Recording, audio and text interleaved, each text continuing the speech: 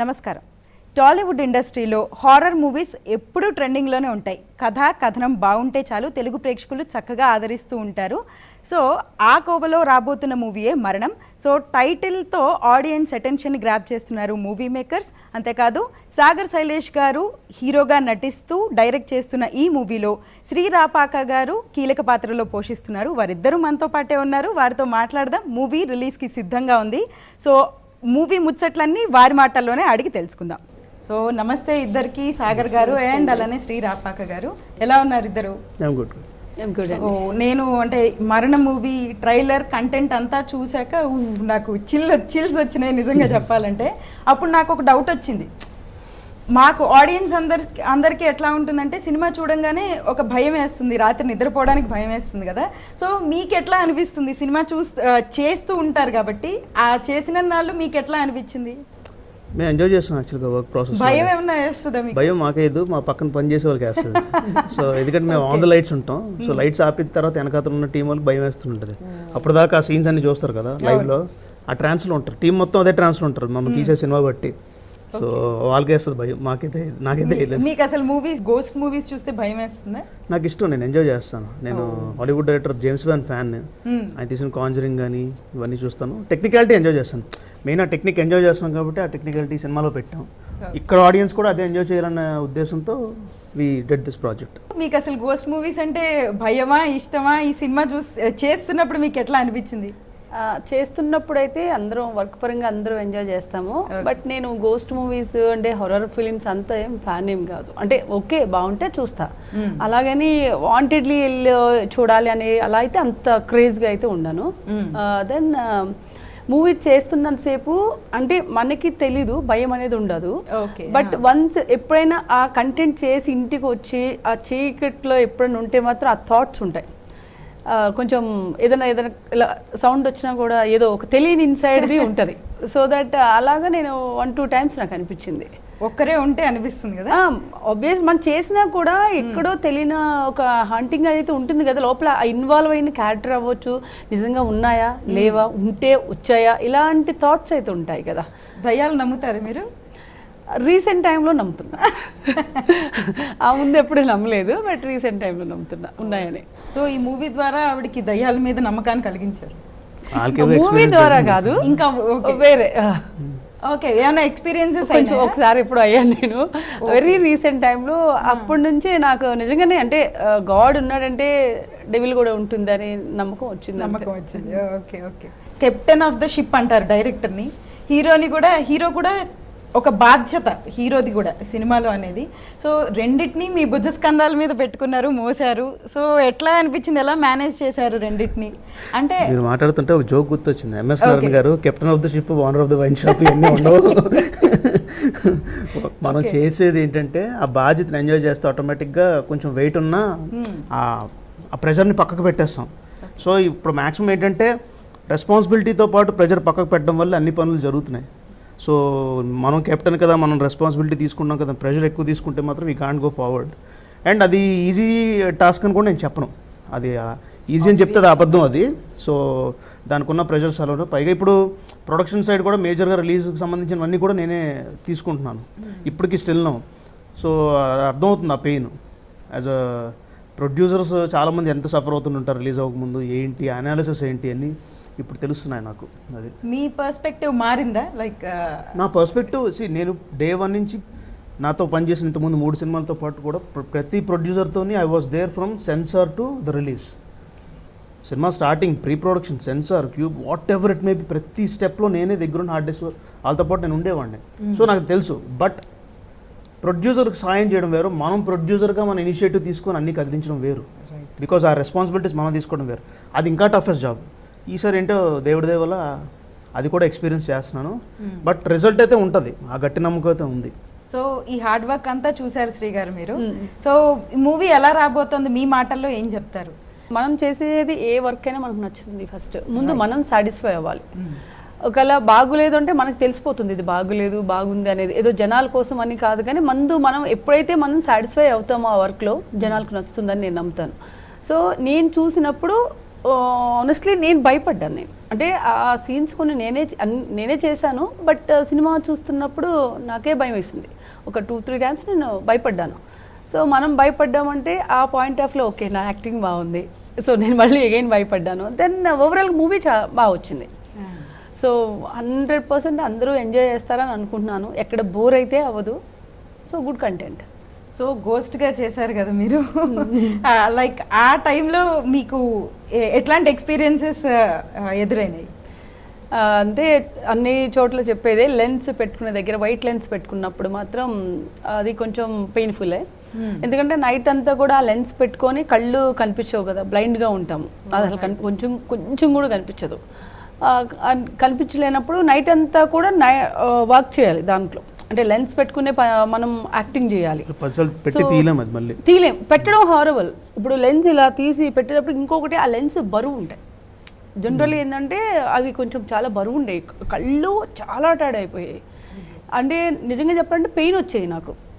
కళ్ళు ఇలా ఓపెన్ చేసి ఇలా పెట్టినప్పుడు మనకి అంటే ఇంకొక వేరే ఒక బరువు పెట్టుకుంటున్నాం కదా లోపల.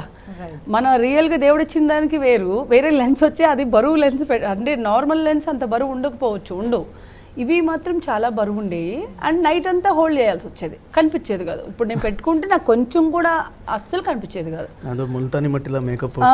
దానిలో మేకప్ కూడా ఫుల్ వైట్ లాగా మొత్తం ఫేస్ అదంతా. అంటే నార్మల్గా యాక్టింగ్ చేయడమే కొంచెం మేకప్ వేసుకుని కష్టంగా ఉంటుంది.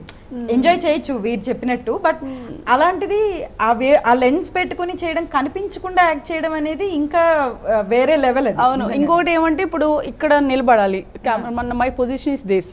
అక్కడ నిలబడాలంటే ఫస్ట్ 1 2 3 4 లెక్క పెట్టుకోవాలి. ఇక్కడ 1 2 3 4 లెక్క పెట్టుకుని అలా స్టెప్స్ ఇలా వేసుకుని వచ్చేదాన్ని. అండ్ తన సపోర్ట్, డైరెక్టర్ కూడా బాగా సపోర్ట్ చేసేవాళ్ళు.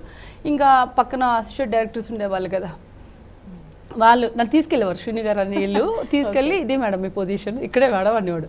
మళ్ళీ నేను ఒకవేళ ముందు వెనక ఎలా చూడాలి ఇప్పుడు ఉంటాయి కదా, అది మన సాగర్ చెప్పేవాడు. కెమెరా నుంచి శ్రీ ఇలా జరుగు, నువ్వు ఇలా అని అంటే అలా. బట్ ఏంటంటే మళ్ళీ వచ్చి సేమ్ పొజిషన్లో మళ్ళీ కూర్చోవాలన్నమాట. ఎందుకంటే కనిపించదు. కళ్ళు మూసుకొని కళ్ళు తెరిచినట్టు యాక్ట్ చేయడం చాలా కష్టం. ఎందుకంటే కళ్ళు కనిపించవు కదా లెన్స్ పెట్టుకున్నప్పుడు. సో మీకు విజన్ ఉండదు, ఏం కనబడుతుందండి. 4 అడుగులు ముందు కన్నది ఒకటి మాత్రం కనిపిస్తుంది. But how you should do your gestures like ghost అన్నది మాత్రం తను ఇమాజిన్ చేసుకొని, మానిటర్ తను ఇమాజిన్ చేసుకొని చెయ్యాలి. సో అది కష్టమైన జాబ్ అది యాక్చువల్గా. అది తీయడం పెట్టడం కూడా కష్టం కాబట్టి మొత్తం అయ్యాకే చూసేవారేమో. నేను పెట్టుకున్న తర్వాత మళ్ళీ మొత్తం పేకప్ అయిన తర్వాత తీసేదాన్ని. కళ్ళు నేను ఒక్కదాన్ని కూర్చుంటే వాళ్ళు వచ్చి ఎవరైనా భయపడి అలాంటివి కూడా జరిగాయి. నైట్ చేయడం కదా ఇంకా భయం. ఇంటర్వ్యూలో చెప్పాను, మొత్తం అందరూ ఆ రూమ్ నుంచి బయటకు వెళ్ళిపోయారు. ఈ అమ్మ మేకప్ వేసుకుని తిని బయటికి రాలేదు కదా. So she was sitting like this, ఇలా కూర్చుంది. వెనకాల ల్యాంప్ లైట్ ఒకటే వెలుగుతుంది. సో అందరూ వెళ్ళిపోయారు, ఫుడ్ కోసం అందరూ ఆకలితో వెళ్ళిపోయారు. నువ్వు ఇక్కడ మీ మేకప్ వేసుకున్నాడు ఏమంటావు కూర్చొని చెప్పి అలా ప్లేస్లో కూర్చొని ఉంది. వాడు ఎవడో ప్రొడక్షన్ అసిస్టెంట్ వాటర్ బాటిల్ తీసుకోవడం దగ్గరికి వెళ్ళాడు. సడన్గా చూసి బాటిల్ వదిలేసాడు చేయగట్లా. ఏమైందనంటే మేడం అని అన్నది. డోర్ తీసి చూస్తే ఇలా కూర్చొని ఉంది, కళ్ళు ఇలా తెరుచుకొని. తనకు తెలియదు కదా ముందు ఎవరు కనిపిస్తున్నారో.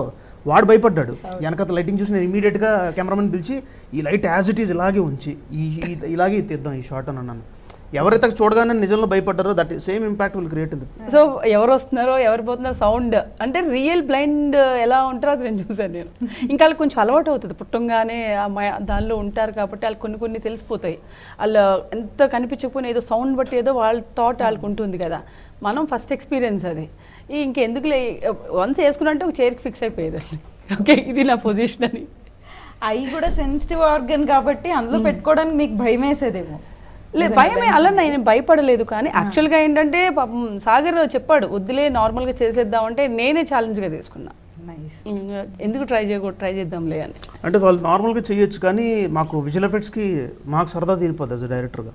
ఎందుకంటే ఐస్ అన్ని రోటో చేసుకొని సీజీ వర్క్ చేయాలంటే చాలా హెల్. ఎందుకంటే సేమ్ కైండ్ ఆఫ్ మేకప్ ఒక అబ్బాయికి మేము అడిగితే మీరు ₹1 ఇచ్చినా నేను కంటిన్యూ లెన్స్ పెట్టుకుని నాకు వెళ్ళిపోతాను అన్నాడు. అరే ఏం అవ్వదురా, అమ్మాయి తనే పెట్టుకొని చేసిందిరా, అంత డేరింగ్గా నువ్వు చేయరా అంటే అమ్మమ్మ వద్దు సార్ అమ్మ నాకు వెళ్ళిపోతాను దరిద్రుడు అని చెప్పి అడితే అలాగే చేస్తే మాకు విజువల్ ఎఫెక్ట్స్ ఓన్లీ ఆ ఒక్క సీన్ కాస్టే ఆల్మోస్ట్ 3.5 to 4 lakhs అడిగారు.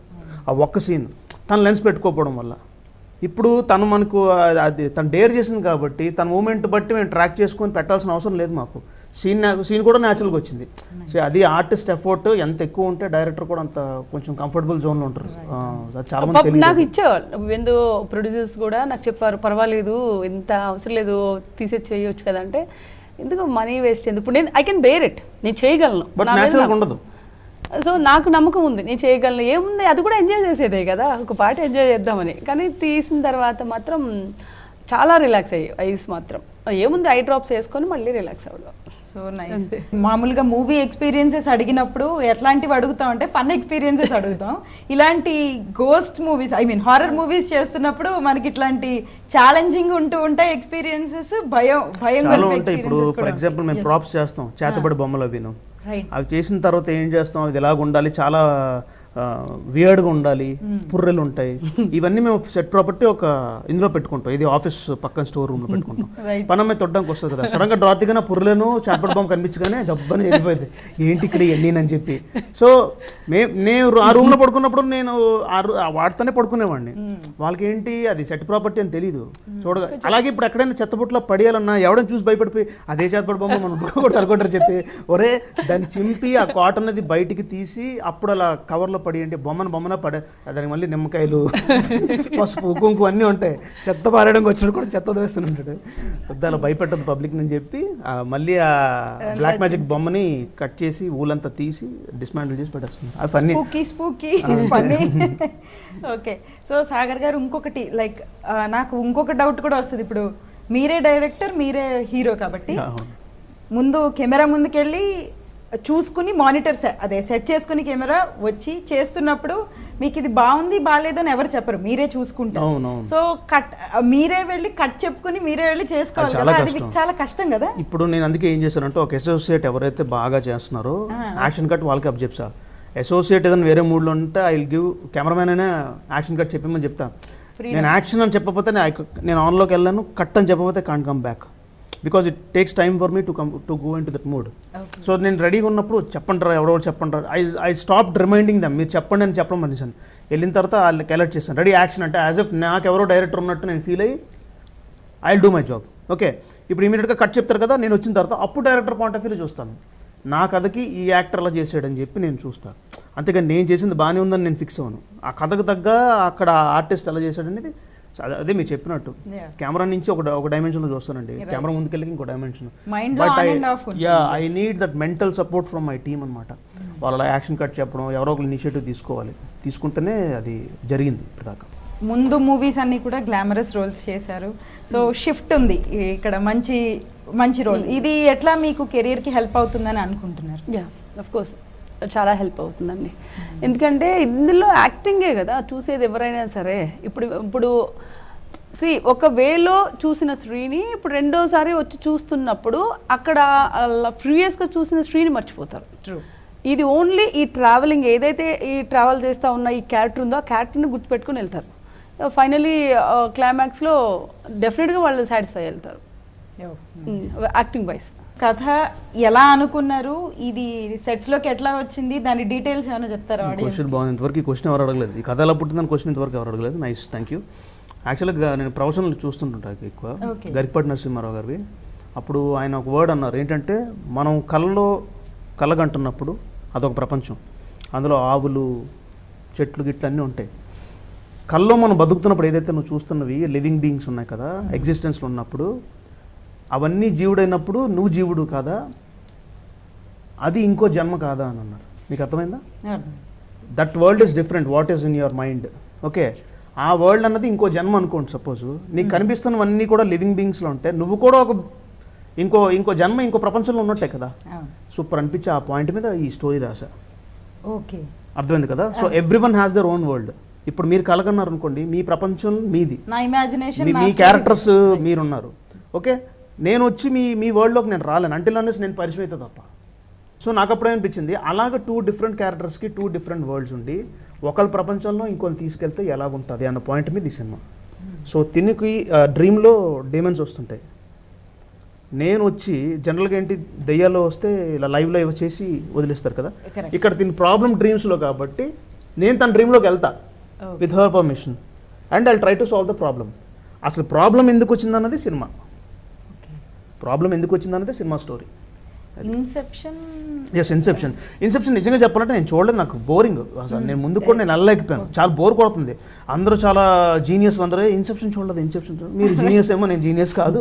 బట్ యాక్చువల్గా టు బి ఫ్రాంక్, జెనిఫర్ లోపస్ది ద సెల్ అని ఒక సినిమా ఉంది. అందులో ఒక సాడిస్టిక్ పేషెంట్స్ని వాళ్ళు డీల్ చేస్తుంటారు. వాళ్ళు ఇలా న్యూరాలజికల్గా అన్ని కనెక్ట్ చేసేసి వాళ్ళ వరల్డ్లో వీడు వెళ్తుంటుంటే, వాడు జెనిఫర్ లోపెజ్ని వాళ్ళ వరల్డ్లో వాడు ట్రాక్ చేసి అమ్మాయిని లెగనివ్వకుండా చేసేస్తాడు. అది నాకు ఫెనామినల్గా అనిపించింది. నాకు అనిపించింది, why can't I make the same attempt keeping it like a horror film. మీకు అర్థమైంది కదా, అందుకోసం స్టోరీ రాశాను. ఎగ్జాక్ట్లీ దాని బేస్ ప్లాట్, ఆ టెంప్లెట్ నేను తీసుకున్నాను. కానీ నేను ఏది కూడా క్యారెక్టరైజేషన్ కానీ, అందులో సినిమా సాడిస్ట్ ఉంటాడు లేకపోతే ఇంకో వరల్డ్ ఉంటుంది, నేనేం లేదు. 2 క్యారెక్టర్స్ తీసుకున్నాం, తిందో స్టోరీ ప్లాట్, నాదో స్టోరీ ప్లాట్. నా స్టోరీ ప్లాట్లో ఉన్న క్యారెక్టర్స్ ఎవరు తనకు పరిచయం లేదు, తన దాంట్లో ఉన్నది నాకు పరిచయం లేదు. సో ఆడియన్స్కి కన్ఫ్యూజన్ లేకుండా చాలా డీసెంట్గా 2 plots of the story enjoy చేస్తూ వెళ్తారు. లిటరల్లీ చెప్పాలంటే ఇన్సెప్షన్ సినిమా చాలా కష్టంగా ఉంటుంది అర్థం చేసుకోవడానికి, టెక్నికల్గా బాగుంటుంది. సో మీ మూవీ ఇంకా బాగా అర్థం అవుతుంది కావచ్చు. లేదు, నేను టు బి ఫ్రాంక్, నేను ఫస్ట్ కాపీ చేసినప్పుడు కొంచెం 3-way స్క్రీన్ ప్లే ట్రై చేశాను, కొంచెం ఓవర్ యాక్షన్ చేశాను క్రిస్టోఫర్ నోలన్ లాగా. అప్పుడు చాలా మందికి నచ్చలేదు, మాకు అర్థం కాలేదు అన్నారు. అంటే మన ఇంటెలిజెన్స్ ప్రూవ్ చేసుకోవడం కోసం ఆడియన్స్కి కాంప్లికేటెడ్గా కథ చెప్పకూడదు, వాళ్ళకి అర్థమయ్యేలాగే చెప్పాలి, వాళ్ళకి కావాల్సింది అర్థం అవడం కదా.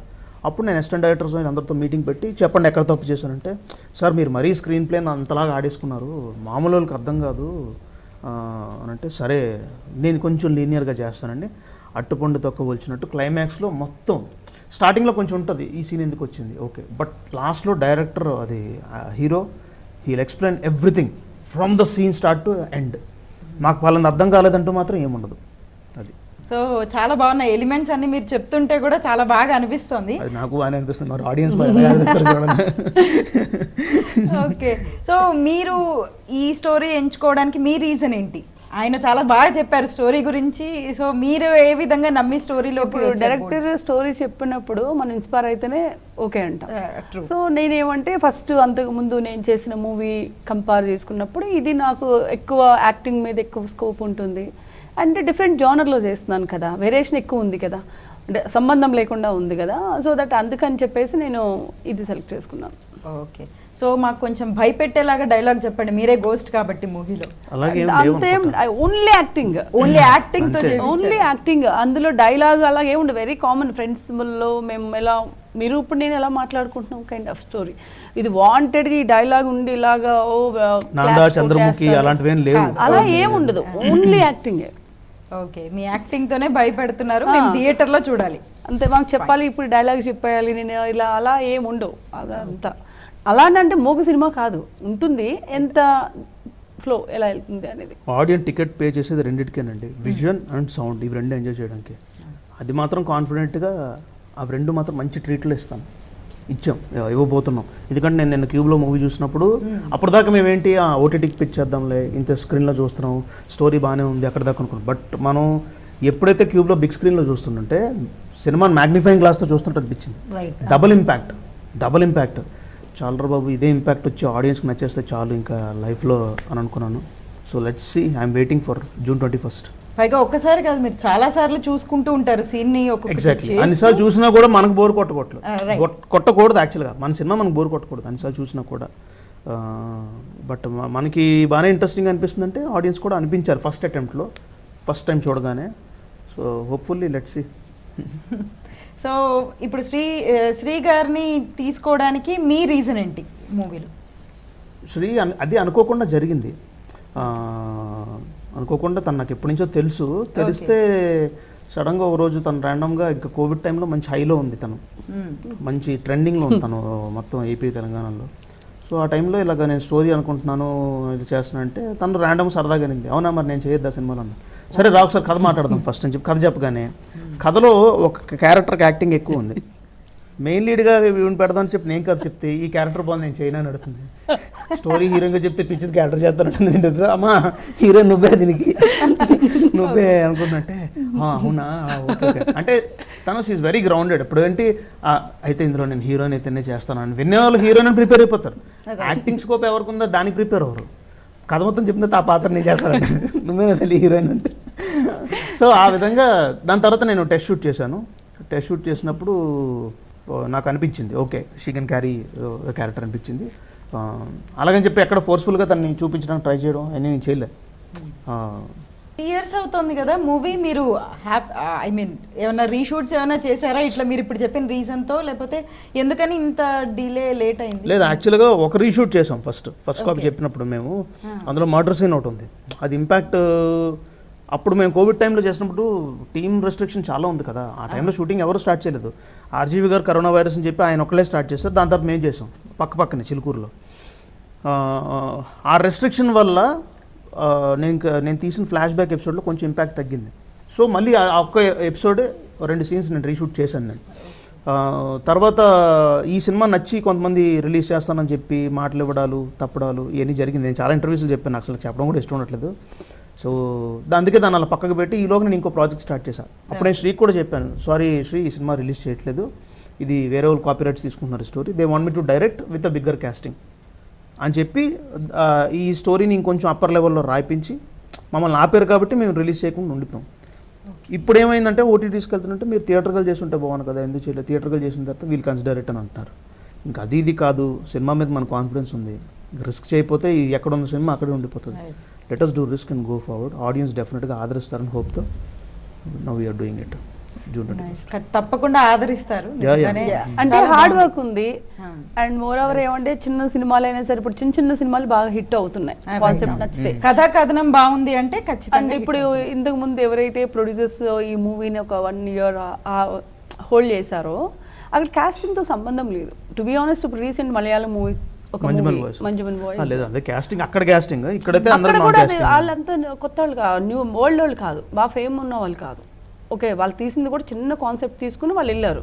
బట్ చాలా మనీ వాళ్ళు వచ్చింది కదా, 230 కోట్ల వరకు వచ్చింది. ఎందుకంటే ఇప్పుడు ఎనీ కాన్సెప్ట్ నిజంగా కాస్టింగ్ ఉంటే కాన్సెప్ట్ బాగలేకపోయినా హిట్ అయిన సినిమాలు అంటూ ఏమి లేవు. అలా అని చెప్పేసి కాస్టింగ్ లేకపోయినా కూడా స్టోరీ బాగుంటే హిట్ అవ్వకుండా సినిమాలు అంటూ ఏమి లేవు. ఏదైనా డిపెండ్స్ ఆన్, అంటే లైక్ స్టోరీ బేస్ చేసుకునే ఆడియన్స్ సినిమాలు చూస్తున్నారు. వాళ్ళకి నిజంగానే కాన్సెప్ట్ నచ్చింది, సినిమా స్టోరీ నచ్చింది అంటే హీరో హీరోయిన్తో సంబంధం లేదు. ఇక్కడ ఒక బిటర్ ఫ్యాక్ట్ ఉంది, ఏంటంటే bitter and good fact. Manjummel boys first మలయాళంలో ఇక్కడ రిలీజ్ అయిన తర్వాత సినిమా మూవీ బఫ్స్ ఎవరైతే ఉన్నారో, అంటే ఏ లాంగ్వేజ్లోనైనా సినిమా చూసి ఆదరించే వాళ్ళు ఫస్ట్ చూసిన తర్వాత వాళ్ళ సినిమాని ఇక్కడ గెలిపించారు మన తెలుగు స్టేట్స్లో. మలయాళం నేను పర్సనల్గా మలయాళంలో 2 times చూసాను థియేటర్లో. ఎందుకు? టెక్నికాలిటీ, ఆ సౌండ్ డిజైనింగ్, ఆ రాక్స్ తలక సౌండ్, వాటర్ డ్రిప్పింగ్, ప్రతిదీ atmosphere it was extraordinary Manjummel boys. ఆ తర్వాత సినిమా 2-3 వారాల గ్యాప్ తర్వాత తెలుగు డబ్బింగ్లో రిలీజ్ అయితే ఇట్ కలెక్టెడ్ ఫెంటాస్టిక్. నా నమ్మకం ఏంటంటే ఇప్పుడు ఇది మేము తక్కువ సెంటర్స్లో మేము కొంచెం టార్గెట్ చేసుకుని రిలీజ్ చేస్తున్నా, 26th కల్కి వచ్చిన తర్వాత కూడా I'm hoping for a second release again. యాక్చువల్గా ఆ నమ్మకంతో ఉన్నాను నేను, డామ్ షూర్. ఇప్పుడు తమిళ్ చేస్తున్నాను నేను, చేస్తున్నప్పుడు నా ఫ్రెండ్స్ కొంతమంది అక్కడ చూసిన వాళ్ళు ఉంటారు కదా, వాళ్ళు అడిగారు యాక్చువల్లీ, ఎందుకంటే ట్రైలర్ చూసి మీరు ఎందుకు చెన్నైలో అయినా సరే మీ ప్రొడ్యూసర్స్ ఎందుకు రిలీజ్ చేయలేకపోతున్నారు అని వీళ్ళు మాట్లాడారు. ఒక తెలుగు సినిమా ఒక థియేటర్లో ఆడిందంటే వాంటెడ్ వెళ్ళి చూస్తారంట వాళ్ళు, ఎంత బాగులేకపోయినా, ఎందుకంటే వాళ్ళకి ఆ తెలుగు పిచ్చి ఉంటది అని చెప్పేసి. మన ఫిలిం ఇండస్ట్రీ బాగా చూస్తారు అటు. దుబాయ్లో కూడా అంతే, దుబాయ్లో చూస్తున్నారు. ఎందుకంటే వాళ్ళకి బాగున్నా బాగాలే. నాకు ఒక పెద్ద ప్రొడ్యూసర్ చెప్పారు ఈ మాట, ఈజ్ ఎ బిగ్ ప్రొడ్యూసర్ తమిళ్లో. అతను అడిగారు అనమాట, మీ ప్రొడక్షన్ మీ ప్రొడ్యూసర్స్కి చెప్పి నువ్వు అదే సేమ్, ఎందుకంటే ట్రైలర్ బాగుంది, అది మూవీ ఏంటనేది నాకు తెలియదు, కానీ ఇక్కడ ఎలాంటి సినిమా అయినా తెలుగు వాళ్ళు ఆదరిస్తారు తెలుగు సినిమాని అని చెప్పాడు. ఇక్కడ రిలీజ్ చేయడానికి ఎంత కష్టపడుతున్నావో అది మాకు తెలుసు అండ్ తనకు కూడా తెలుసు.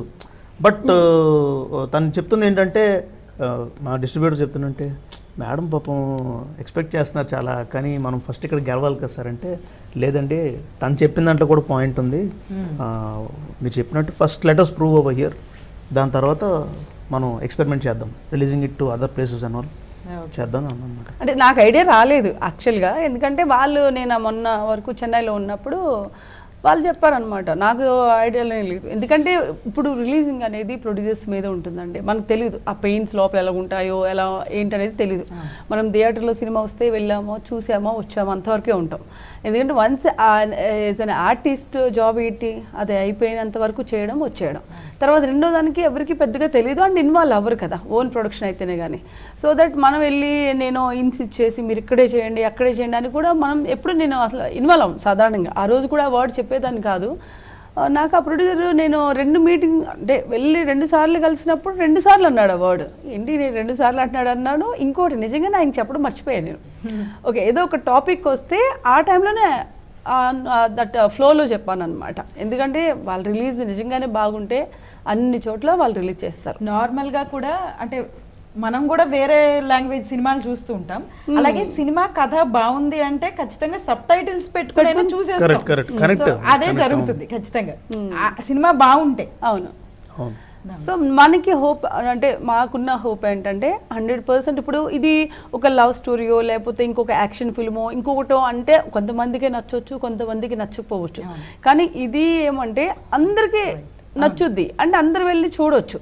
ఎవరైనా సరే కనీసం టైం పాస్ కానీ వెళ్ళి చూస్తారు కదా.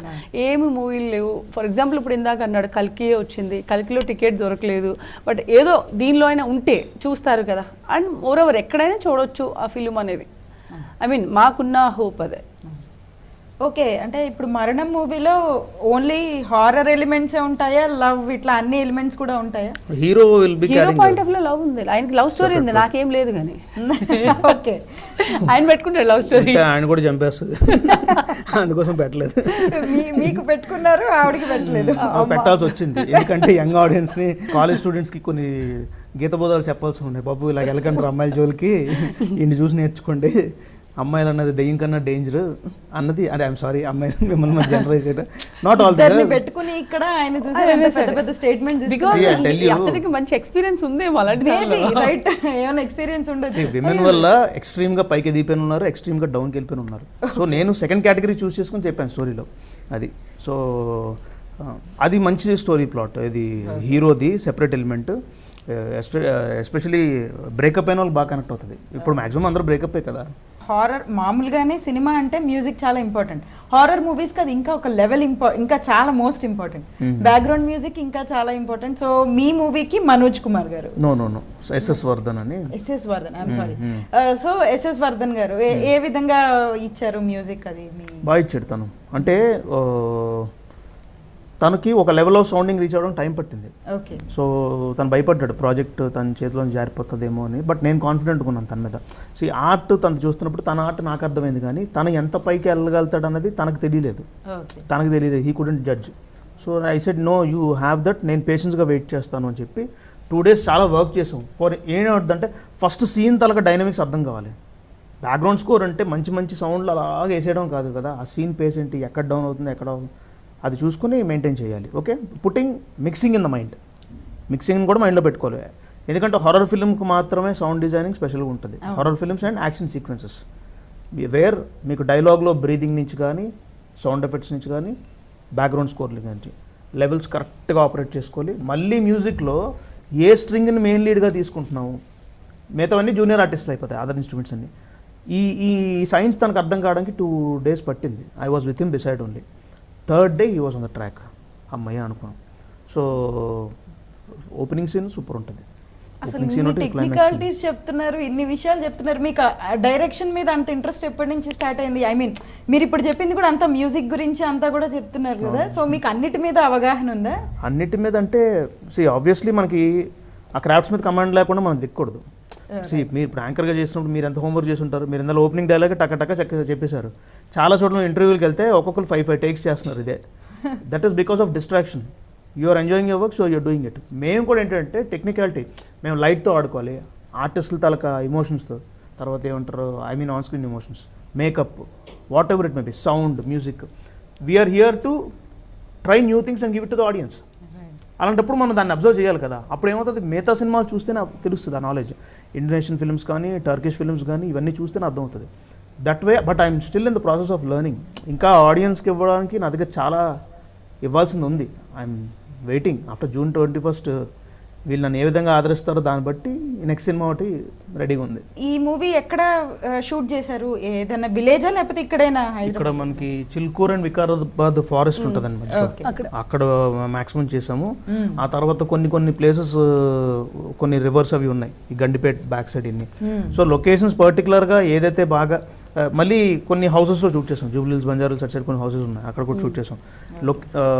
లొకేషన్స్ ఏవైతే కొంచెం కథకి యాప్ట్ అన్నట్టు, కొన్ని చోట్ల వైడ్ కావాలి, కొన్ని చోట్ల క్రీపీ కావాలి, కొన్ని చోట్ల ఆఫ్ లైట్ బాగా సపోర్ట్ చేయాలి, ఇవన్నీ చూసుకొని చేసుకున్నాం. But I told you Covid టైంలో బాగా రిస్ట్రిక్టెడ్ టైంలో మేము చేయడం వల్ల నాకు ఫస్ట్ కాపీ అయినప్పుడు కొంచెం ఇంపాక్ట్ తగ్గిన again when we started reshoot and all everything was super set.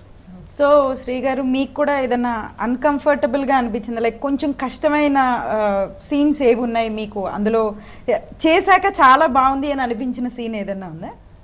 నాకంటే ప్రతి సీన్ చేసేటప్పుడు మనం అందులో ఇన్వాల్వ్ అయ్యి చేస్తాం కాబట్టి నాకు ఇది బాగోలేదు ఇది బాగుంది అలా అనేది అని ఉండేది కాదు. ఫస్ట్ నేను కెమెరాలో నా సీన్ అయిపోగానే తనకి నచ్చిందా లేదని ముందు డైరెక్టర్ ఇంకా చూసేదాన్ని. అంటే అంత తొందరగా సాటిస్ఫై అవ్వడు సాగర్, ఎందుకంటే తనకు నచ్చాలి. ఇది నేనే కాదు ఎవరు చేసినా తనకు నచ్చాలి. ఫస్ట్ వెళ్ళి మానిటర్ దగ్గర చాలా మంది చూస్తారు కదా, నాకు చూపిస్తే నేను చూసాను, లేకపోతే లేదు. బికాజ్ తను సాటిస్ఫై అవ్వాలి. యాజ్ ఎ డైరెక్టర్గా తను సాటిస్ఫై అయ్యాడంటే ఓకే. నేను ఫస్ట్ అవింది కట్ అనగానే అమ్మయ్య ఇప్పుడు నచ్చిందిలే అని అనుకునేదాన్ని, అంటే జనరల్లీ. లేదంటే మళ్ళీ ఇంకోటి తీసుకుంటాం కదా. సో దట్ అలాగా నాకు ఓన్లీ మనం ఎక్కువ అనుకుంది ఇదే ఫ్రీ క్లైమాక్స్ దగ్గర. కానీ క్లైమాక్స్ కొంచెం టఫ్గా ఉండే, బట్ అక్కడ వర్షంలో చేసేవాళ్ళం నైట్. అండ్ ఒక సీన్ అయితే పరిగెట్టేది ఉంటుంది మిడ్ నైట్లో 3 o'clock అలాగా. ఆ లెన్స్ పెట్టుకుని పరిగెట్టారు? వితౌట్ లెన్స్, చీకట్లో పరిగెట్టేది ఉంటుంది నైట్. మిడ్ నైట్ లైట్ లేదు అక్కడ, ఒక ఫారెస్ట్లో పరిగెట్టాలి మనం. సో ఆ పరిగెట్టేటప్పుడు కొన్ని సీన్లు టఫ్గానే ఉంటాయి. యాక్చువల్గా ఏంటంటే పరిగెట్టినప్పుడు కొంచెం గుచ్చుకుంటాయి, ఎందుకంటే అప్ అండ్ డౌన్ ఉంటుంది, లెవెల్ ఉండదు కదా. తర్వాత కిందేమంతా మొక్కలు అంతా ఉండేవి అన్నీ. కానీ అన్నీ చూసుకొని మనం చేయాలంటే అవదు. ఆ స్ట్రగుల్ లైఫ్ ఉంటేనే కదా ఆ సక్సెస్ని కూడా ఎంజాయ్ చేయగలుగుతాము. అన్నీ ఫ్రీగా మనకు వచ్చామనుకోండి, ఆ పెయిన్ కూడా మనలో ఉండదు. సో నేను ఇంకోటి ఏమంటే చేస్తున్నంతసేపు ఎప్పుడు అలా అనిపించలేదు. ముందు ఆ సీన్ కంప్లీట్ అవుతుందా, అయిపోతుందా, మనం బాగా చేసామా, వచ్చేసామా, అంటే అది ఉండేది. సో అంటే మీరు ఎక్కువ ఏమైనా రీటేక్స్ తీసుకున్న సీన్స్ ఏమైనా ఉన్నాయా? తర్వాత చాలా ఆనందపడిన సంఘటనలు ఉన్నాయి, లైక్ కట్ చూసాక ఫైనల్ కట్? నేను ఉన్నది చూసుకొని ఆనందపడడం ఇప్పుడు అది లేదు నాకు. బికాజ్ అంటే నేను ఎలా రాయాలని ఆల్రెడీ విజువలైజ్ చేశాను కాబట్టి నాకు అంత ఎక్సైటింగ్ అనిపించదు. నేను ఏమనుకున్నాను అది నేను చేశాను. అంటే మీరు ఏమనుకున్నారు కరెక్ట్గా అలాగే వచ్చింది. బట్ సమ్ సీన్స్ నేను లేనప్పుడు నేను లేనప్పుడు when I'm of the camera ఏదైనా ఒక షార్ట్ కంపోజిషన్ అనుకున్న దానికన్నా బాగా వచ్చినా, నేను అనుకున్న దానికన్నా ఆ బ్లాగ్స్ నాకు బాగా కుదిరేస్తాయి ఒక్కోసారి. ఓకే, మీకు డ్రై చెట్లు కావచ్చు, what ever it maybe, sometimes camera angles బాగా సెట్ అయిపోతాయి అనుకోకుండా. అలాగా మోస్ట్ బెస్ట్ పార్ట్ అంటే ఇంటర్వెల్ సీన్లో తిని చేసిన పర్ఫార్మెన్స్ నాకు మళ్ళీ ఇప్పుడు ఆర్జీవి గారు రాత్రి సినిమా ఇప్పటికీ చూస్తారు చాలామంది. That is one of my inspiration regarding lighting design చేయడం. రాత్రి ఒకటి, దెయ్యం ఒకటి, మంచి సూపర్ లైట్ డిజైనింగ్. అసలు అదొకటి ఫిలిం బై అరవింద్ ఒకటి లైట్ డిజైనింగ్. సో నేను ఈ లైట్ డిజైనింగ్ని రిఫరెన్స్ పెట్టుకొని చేశాను. బికాజ్ మనది ఇండియన్ ఫిల్మ్ కాబట్టి అంతకుమించి ఇది చేయకూడదు. అవి షార్ట్స్ కంపోజ్ తీస్తున్నప్పుడు వచ్చిన ఆనందం ఇంకా మాటలో చెప్పలేను నేను. ఇంకా అసలు అల్టిమేట్ అనమాట. శ్రీ గారు, ఇప్పుడు ఇంత చెప్పారు, అసలు ఇంత కష్టం ఉంది కదా, మేకప్కి ఎంత టైం పట్టేది మీకు? ఒక 1 hour అయితే పట్టేది మినిమం. మేకప్కే 1 hour, తీయడానికి ఒక 1/2 hour. అండ్ అలానే సినిమాటోగ్రఫీ కూడా చాలా ఇంపార్టెంట్ ఇట్లాంటి హారర్ మూవీస్కి. సో మీకు ఎట్లాంటి మనిషి దొరికారు? సో ఎట్లా ఎక్స్పీరియన్స్ అయింది మీకు ఇదంతా? సినిమాటోగ్రఫీ విషయానికి వస్తే ఎదుటి మనిషికి ఎంత టెక్నికల్ నాలెడ్జ్ ఉన్నదో ఐ రియలీ డోంట్ కేర్. మనకి మన ఊహానేత్రంతో ఏదైతే మనం చెప్తున్నామో వాళ్ళు అది డిజైన్ చేయగలగాలి. ఒక్కోసారి ఏమవుతుందంటే మనం చెప్తుంది ఒకటి, వాళ్ళు చేస్తుంది ఒకటి అవుతుంది. For example simple logic, horror ఫిల్మ్స్కి లైట్ అంత హార్ష్గా ఇలా ముద్దలా పడుతుంటుంటే అది చాలా ఆక్వర్డ్గా ఉంటుంది. ఆ లైట్ కట్ చేయమని ఇది చేయమని చెప్తుంటుంటాం కదా, లేదు నీకు డిఐ దగ్గర బాగోదు, డిఐ దగ్గర నీవు ఇక్కడ ఏం చూస్తున్నావు నీకు అదే కనిపిస్తుంది నాయన డిఐ దగ్గర. సో అలాంటి ఆర్గ్యుమెంట్స్ వస్తుంటాయి. బట్ సమ్టైమ్స్ నేనేం చేశానంటే లైట్ పెట్టిన తర్వాత తన కెమెరా తనకి హ్యాండిల్ చేయడం రాకపోతే ఎలాగా ఎక్స్పోజర్ అన్నీ చేసేస్తారు. మా మాటలు లేకుండా నా మాట వినిపోతే నేను కెమెరా లాగేసుకుంటాను. ఏమనుకోవద్దు, నువ్వు ఒకసారి చూడని చెప్పి ఇలా పెట్టి నాకు ఇలా కావాలి అర్థం చేసుకో అని చెప్తావు. ఇలాగా అంటాడు, ఎందుకంటే అక్కడ ఏమన్నాడు అందరూ బరువు పోద్ది ఇలాగా అంటుంటాడు. సో తను బాగా చేశాడు, వరప్రసాద్ బాగా చేశాడు. తర్వాత ఇంకొక అబ్బాయి వచ్చాడు షాహిద్ అని, second final reshoot schedule Shahid చేశాడు అనమాట. ఒక రిఫరెన్స్ ఏదైనా తీసుకున్నారు లైక్ హారర్ మూవీ అని అనుకోగానే మీరు ముందే ఏం సినిమాలు చూసారు మీరు కానీ? నేను తనకేం చూపించలేదు. నేను తనకి కెమెరామ్యాన్కి ఏ విధంగా ఆర్టిస్ట్ని చూపిస్తున్నాను, ఫొటోస్ స్క్రీన్ షాట్స్ తీసి పంపిస్తాం కదా లైటింగ్, ఎందుకంటే వాళ్ళు లైట్ మెటీరియల్ చెప్పాలి కదా. ప్రొడక్షన్ వాళ్ళకి లైట్స్ ఏం రావాలనేది చెప్పాలి. అది దీనికి మాత్రం నేను చెప్పేసాను, డార్లింగ్ ఇలా ఉంటుంది కాస్ట్యూమ్, మేకప్ ఇలా ఉంటుంది, నువ్వు ప్రిపేర్ అయిపో, యాక్టింగ్ కూడా నాకు ఎక్స్ప్రెషన్ ఇలా ఉంటుంది అని చెప్పి కొన్ని రిఫరెన్స్లు పంపించాను ఈ విల్ డెడ్ అని. Okay. When it comes to the lighting, హాలీవుడ్లో ఏంటంటే మీకు కంప్లీట్గా బాక్స్ లైటింగ్ వేసి పెద్ద బడ్జెట్లో క్రెయిన్ లైటింగ్ పెడతారు, మాస్టర్ లైటింగ్.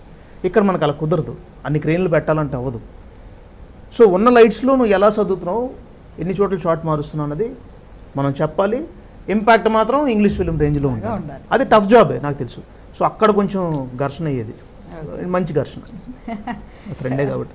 అంటే మా ఇద్దరం దగ్గర ఎక్కువ అలా ఎప్పుడు రాలేదు. మేబీ డిఓపి అండ్ ఎక్కడ నాట్ ఓన్లీ టెక్నికల్ డిస్కషన్ కాబట్టి టెక్నికల్లీ ఎన్ని మూవీస్ డిఓపి డైరెక్టర్కి ఎప్పుడు డిస్కషన్ జరుగుద్ది. అలా జరగలేదంటే అది మనకు తెలియదు, ఒకళ్ళ మీద వెళ్ళిపోతుంది. అర్థం. సో సీరియస్గా నేను చూసిన వాటిలో ఈవెన్ దో యాజ్ టెక్నీషియన్గా నేను చూసినప్పుడు కూడా ఎప్పుడు డిఓపి అండ్ డైరెక్టర్ ఒక్కనే దగ్గర కూర్చొని వాళ్ళు ఏదో ఒకటి మాట్లాడుకుంటూనే ఉండేవాళ్ళు, ఏదో డిస్కస్ చేస్తూనే ఉండేవాళ్ళు. బేసికల్గా సెట్లోకి వెళ్ళినప్పుడు కూడా డిఓపి డైరెక్టర్ మాట్లాడుతున్నప్పుడు ఇంకో టెక్నీషియన్ తొందరగా వెళ్ళరు వాళ్ళ దగ్గరికి, because they are like wife and husband అంటారు కదా. నేను అందుకే ఏం చేస్తానంటే ఎప్పుడైనా సీన్ చేస్తున్నప్పుడు cameraman, heroine, other characters with assistant directors అందరూ దగ్గర పిలిచేస్తాను. మనం నెక్స్ట్ ఇది చేయబోతున్నాం, ఇది అయిన తర్వాత. ఎందుకంటే సార్ నాకు ఇది చెప్పలేదు అని కన్ఫ్యూజన్ ఎవరి దగ్గర ఉండద్దు, ఆ ఫ్రిక్షన్ ఉండకూడదు సెట్లో. అప్పుడు అందరు కూడా లెట్స్ ఫైట్ అన్నట్టు ఉంటారు టీము. ఓకే ఇక్కడ అయ్యింది కదా, మనం నెక్స్ట్ ఇది చేస్తున్నాం అని క్లియర్గా లైటింగ్ వాళ్ళకి lighting concept, artist, assistant schedule అందరికి అర్థమైపోయేలా చెప్పేస్తే okay ready, they will have what they are going to do in their mind. అది చాలా టైం సేవ్ చేస్తుంది. ఇంత నాలెడ్జ్ ఎట్లా వచ్చింది మీకు? లైక్ కెరీర్ ఎప్పుడు స్టార్ట్ చేశారు, ఎట్లా ఇటు సైడ్ ఇంట్రెస్ట్ ఎలా వచ్చింది మీకు? ఎక్స్పీరియన్స్ అండి. ఇంతకుముందు మిస్టేక్స్ చేస్తాం కదా, చేస్తున్నప్పుడు అంటే చేయగా when you wanted to study more about film making or any kind of art, అది మెల్లిగా వస్తుంది. ఎక్కడైనా నేర్చుకున్నారా? లేదండి, ఎక్కడ నేర్చుకోవాలి, ఓన్. ఓకే. ఎప్పటి నుంచి స్టార్ట్ చేశారు మీ కెరీర్ అసలు, ఏ ఏజ్లో? నేను చాలా చిన్నప్పుడు పెట్టుకొని వచ్చాను హైదరాబాద్. అది ఇప్పుడు ఎంత చెప్పానంటే ఇంకొక ఇంటర్వ్యూ ఉంది మీకు. So let me put that topic aside. But నేను సెట్స్కి వెళ్ళేవాడిని అప్పుడు. రాజమౌళి గారు షూట్ చేస్తున్నప్పుడు, లారెన్స్ మాస్టర్, వివి వినాయక్ గారు అసలు క్లాప్ ఎందుకు కొడుతున్నారు, సీన్ కంటిన్యూటీ ఎందుకు రాస్తున్నారు, ఇవన్నీ కూడా నేను అబ్జర్వ్ చేసేవాడిని. అలాగా ఆ జర్నీలోనే అప్పుడు ఫస్ట్ టైం నేను నీకు నాకు డాష్ డాష్ అనే ఫిల్మ్లో నేను చూసాను. She was the costume designer for that. అప్పుడు అమ్మాయిని పట్టించుకునేది కాదు, నేను అమ్మాయిని పట్టించుకున్నాను కదా, హాయ్ బాగున్నారా అంతవరకే. బట్ నేను టెక్నీషియన్గా ఉన్నప్పుడు తను కాస్ట్యూమ్స్ ఎంత ముందు. అందుకనే మీరు కూడా ఇంత చక్కగా మాట్లాడుతున్నారు అన్ని విషయాల గురించి. అంటే బిఫోర్ నేను టెక్నీషియనే కదా. ఓకే. సో మీరు ఎలా కెరీర్ స్టార్ట్ చేశారు, లైక్ ట్రాన్సిషన్ ఎట్లా జరిగింది? నేను ఫ్యాషన్ డిజైనింగ్ అంటే నేను లిఫ్ట్లో గ్రాడ్యుయేషన్ అయ్యింది. అండ్ నేను అంటే స్టార్టెడ్ నుంచి లైక్ ఎన్ఐఎఫ్టీ ఫస్ట్ ఇయర్ నుంచి I started my movie, first movie Desamudra. అక్కడ నుంచి నాది డిజైనింగ్ స్టార్ట్ అయింది. సో దట్ నాకు ఎందుకంటే ఇది కెమెరా లేకపోతే ఇది అలా ఎందుకు అంటే నేను ఒక టెక్నీషియన్ కాబట్టి వాళ్ళు మాట్లాడుకునేటప్పుడు వింటాం కదా, జనరల్లీ ఏమంటే వాళ్ళకి ఏం కావాలి, ఎలా ఏం మాట్లాడుకుంటారు, అలా ఉన్నప్పుడు నేను వర్క్ చేసింది కూడా పెద్ద పెద్ద డైరెక్టర్లతోనే వర్క్ చేశాను డిజైనర్గా. సో మీరు ఇంకెక్కడ ఏమి నేర్చుకోక్కర్లేదు, ఇట్లా సెట్లో ఇవన్నీ చూడడం వల్ల మీకు అంతా ఇంకా చాలా బాగా నాలెడ్జ్ ఉంటుంది. టెక్నికల్గా నాలెడ్జ్ ఉంటుందండి. టెక్నీషియన్గా పనిచేస్తే మూవీకి తెలియకుండానే అన్ని క్రాఫ్ట్స్ తెలుస్తాయి కదా, 24 క్రాఫ్ట్స్ మనకు తెలుస్తాయి. ఇప్పుడు సాగర్ ఇప్పుడు ఇందాక మీరు అడిగారు కదా ఇవన్నీ ఎలా తెలుసు అని, ఒక డైరెక్టర్కి 24 క్రాఫ్ట్స్ తెలియాలి. ఇప్పుడు అదే డిజైనర్గా నాకు తెలియక్కర్లా, నా టెక్నికల్గా నాది ఒకటి తెలిస్తే చాలు. బట్ అంటే ఎవరికి వాళ్ళు వాళ్ళ రంగంతోనే కన్ఫైన్ అవుతూ ఉంటారు, వాళ్ళు ఏం చేశారో దానికి కన్ఫైన్ అవుతూ మాట్లాడుతూ ఉంటారు. బట్ మీరు చూస్తే మీరిద్దరూ కూడా ఇంకా చాలా విషయాలు మాట్లాడుతున్నారు, చాలా టెక్నికాలిటీస్ మాట్లాడుతున్నారు ఒక మూవీ గురించి. అందుకని నాకు అనిపిస్తుంది అనమాట, షాకింగ్ గా అనిపిస్తుంది, చాలా బాగా అనిపిస్తుంది. అప్పుడే ఇంకా చాలా బెటర్మెంట్ ఇవ్వగలరు మీరు. Same ground between me and Sri one common thing ఏంటంటే ప్యాషన్. సో తను ఎప్పుడు కూడా ఏంటంటే ఏదో నేర్చుకుందాం, ఛాలెంజ్ తీసుకుందాం, కంప్లైంట్స్ చెప్పడాలు అవన్నీ ఉండవు, టైంకి వస్తుంది, చక్కగా తను పని చేసుకుంటుంది. సో ఇప్పటికీ కూడా మా టీంలో చాలా స్టన్ అవుతున్నారు. ప్రమోషన్కి తనే బ్యాక్ టు బ్యాక్ టైర్డ్ అయిపోకుండా రేపేంటి నెక్స్ట్ ఏంటి అని అడుగుతుందన్న. ఎస్టర్డే నైట్ మేము మా టీం వాళ్ళతో కూర్చున్నప్పుడు అన్నారు, మేడం సార్ రేపేంటి నెక్స్ట్ ఏంటి అని ప్రోగ్రామ్ అడుగుతుంది, బాగా సరదా అనిపిస్తుంది అన్న. జనరల్గా హీరోయిన్స్ని బతిమాలుకొని మీరు రేపు వస్తారా అని చెప్పి వాళ్ళ బిల్డప్ని బేర్ చేసే ప్రొడ్యూసర్స్, ఇది కూడా నా రెస్పాన్సిబిలిటీ కదా, అది బాధ్యతగా ఫీల్ అవుతుంది. ఎగ్జాక్ట్లీ ప్రతి మనిషి కూడా వాళ్ళ సినిమాకి వాళ్ళు బాధ్యతగా ఫీల్ అవ్వాలండి. ఇది సపరేట్గా చెప్పక నేను నా పని చేశాను కదా మీరు నాకు అప్డేట్ చేయలేదంటే that is the biggest foolish thing. ఎవరు అప్డేట్ చేయరు. మన బాధ్యత మనమే తెలుసుకోవాలనేది నా ఫీలింగ్. ఆన్ స్క్రీన్ ఎంత కష్టపడతారో ఆఫ్ స్క్రీన్ కూడా ఇంతే కష్టపడాలి. నిజంగా ఇప్పుడు మీ మాటల్లో వింటుంటే అర్థమవుతుంది ఎంత కష్టము అనేది. ఎవరైనా అండి, అంటే ఎనీ ఆర్టిస్ట్ కష్టపడితేనే అది ఉంటుంది. మేబీ 1 day లేట్ అవ్వచ్చు, లేదా 1 month or 1 year లేట్ అవ్వచ్చు, కానీ బట్ కష్టానికి ఎప్పుడు రిజల్ట్ అయితే ఉంటుంది. I believe. Nice. So me next projects ఏంటి ఇప్పుడు? ఇప్పుడు నేను యాక్చువల్ 2 సినిమాలు ఇంకా ఉన్నాయి నాకు రిలీజ్కి. ఒకటి ఆర్పి పట్నాయక్ గారిది ఉంది, ఇంకొకటి ఉంది. 2 ఉన్నాయి. అండ్ తమిళ్లో ఒక 2 films చేస్తున్నాను నేను, 2 ప్రాజెక్ట్స్. నైస్. అండ్ మీ అప్కమింగ్ ప్రాజెక్ట్స్ ఏంటి? నాది నెక్స్ట్ మళ్ళీ రాణి యాక్షన్ అని చెప్పి, it is a village based story. తనిఖీల్ బర్ని గారు is one of the best character అయింది. అంటే మీకు ఆ నలుగురిలో రాజేంద్ర ప్రసాద్ గారు ఎంత ఇంపాక్ట్ క్రియేట్ చేసింది, ఈ సినిమాలో ఆయనది అంత మంచి ఇంపాక్ట్ క్రియేట్ చేస్తుంది. అది కూడా ఇప్పుడు ఇది అయిపోయిన తర్వాత రిలీజ్ చేద్దాం చూస్తున్నాము. Hopefully have to see. సినిమా June 21st రిలీజ్ అయ్యి మంచి విజయం సాధించాలి. అండ్ అలానే మీరు ఇందాక చెప్పారు కదా, తర్వాత కూడా మళ్ళీ రిలీజ్ చేస్తాము అని చెప్పి చెప్పారు. సో అదంతా కూడా మంచి సక్సెస్ అవ్వాలి. మీ కెరియర్స్ కూడా ఇంకా చాలా బాగా ఫాస్ట్గా సక్సెస్ సాధించాలి అని చెప్పి కోరుకుంటున్నాను. Thank you so much. మీ థ్యాంక్ యూ అండి joining us. Thank you so much. And June 21st థియేటర్స్లో వస్తుంది. ప్లీజ్ అందరూ చూడండి, మమ్మల్ని ఎంకరేజ్ చేయండి. Thank you. చూసి భయపడండి. ఇది ఇవాళ మన 24 frames. మరో 24 framesతో మళ్ళీ కలుసుకుందాం. అంతవరకు సెలవు. నమస్కారం.